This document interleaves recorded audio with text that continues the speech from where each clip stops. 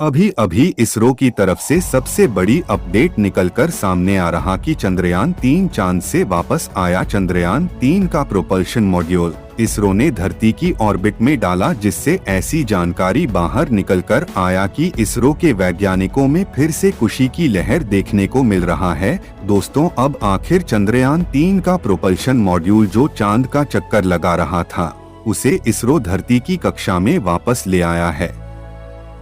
यानी इसरो अपने यान को वापस बुलाने की क्षमता रखता है। इसके पहले चांद की सतह पर विक्रम लैंडर की छलांग लगवाकर इसरो ने पूरी दुनिया को सरप्राइज किया था। इसरो ने फिर से पूरी दुनिया को हैरान कर दिया है। उसने साबित कर दिया है कि वह अपने यान को वापस बुला सकता है। चांद के चारों तरफ चक्कर लगा रहे प्रोपल्शन मॉड्यूल करोड़ों भारतीय जिसके लिए बेसब्री से इंतजार कर रहे थे, उनके चेहरे पर अब खुशहाली देखने को मिल रहे हैं। और इस कारनामे को करने के बाद इसरो के वैज्ञानिक अपने आप पर गर्व महसूस कर रहे हैं। चंद्रयान-3 चांद से वापस आया। चंद्रयान-3 का प्रोपल्शन मॉड्यूल को लेकर एक नई जानकारी वैज्ञानिकों ने दी है और चंद्रयान-3 ने चांद का वीडियो भी भेजना शुरू कर दिया है। जी हां दोस्तों, ऐसा ही जबरदस्त जानकारी जानने से पहले अगर आप एक सच्चे देशभक्त हैं तो इस वीडियो को एक लाइक जरूर कर दीजिए और कमेंट बॉक्स में इसरो की मेहनत और कामयाबी के लिए जय हिंद जय इसरो जरूर लिखें। और साथ ही अगर अभी तक आपने मेरे चैनल को सब्सक्राइब नहीं किया है तो सब्सक्राइब जरूर से कर दे। तो चलिए दोस्तों, हम अपने टॉपिक पर आते हैं।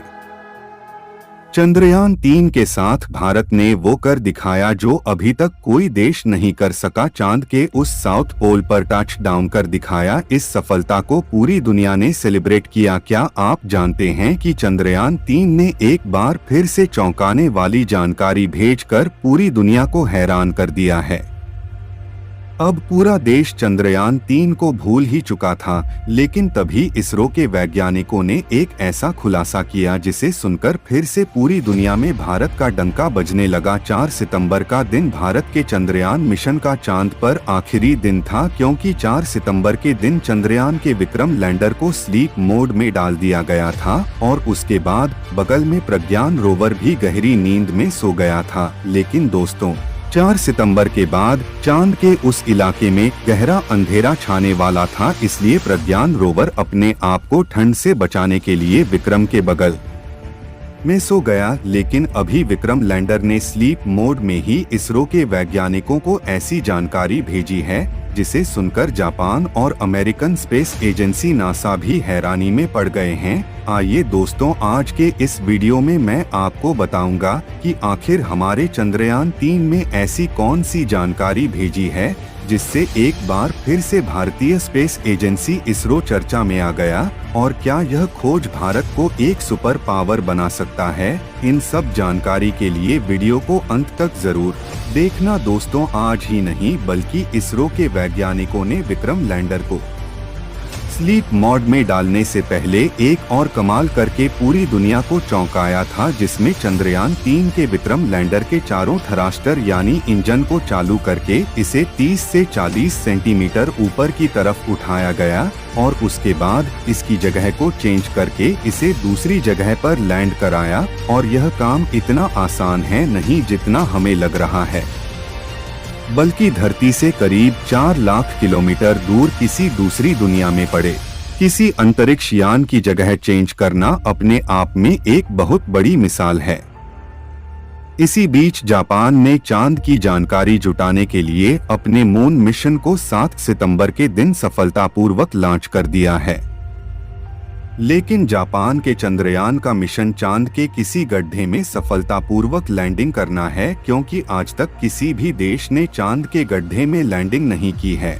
और अगर ऐसा जापान कर लेता है, चांद के गड्ढे में लैंडिंग करने वाला दुनिया का पहला देश बन जाएगा।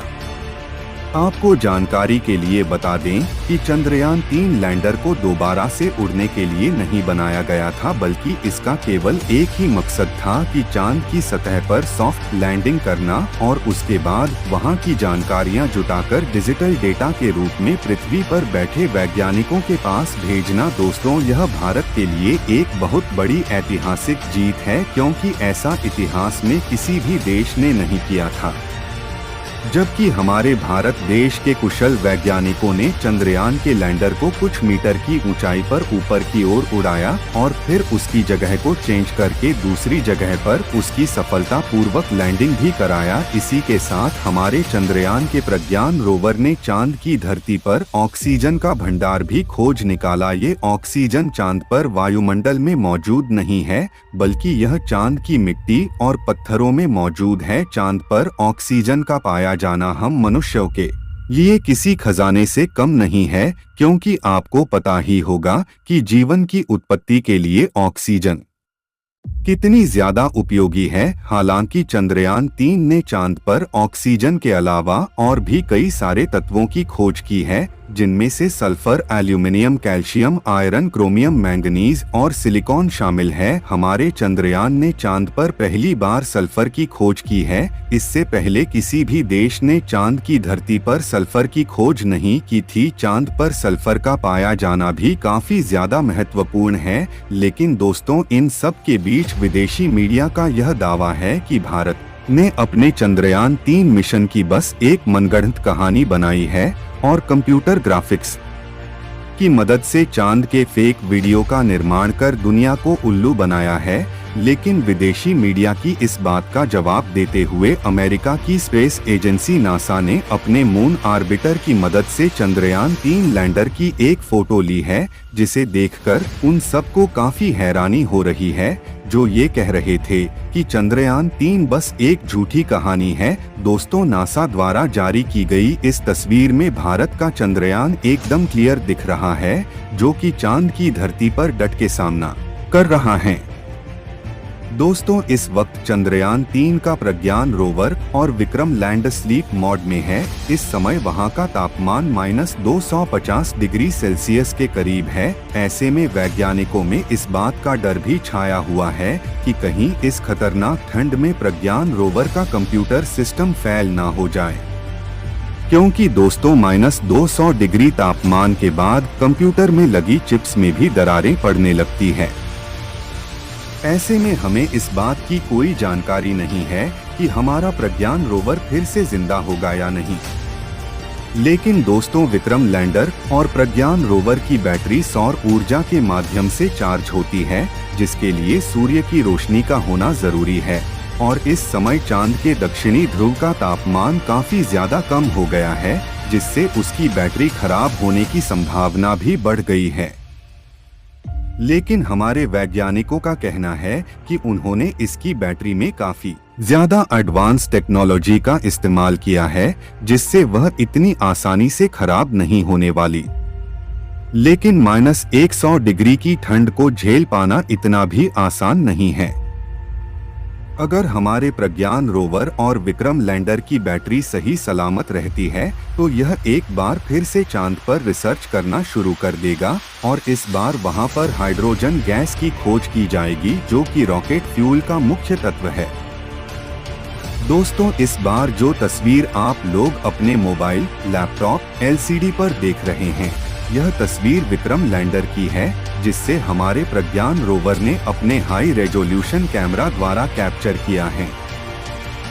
आपको बता दें कि यह तस्वीर उस समय की है जब चांद पर रात होने वाली थी और रोवर वापस लैंडर में जा रहा था।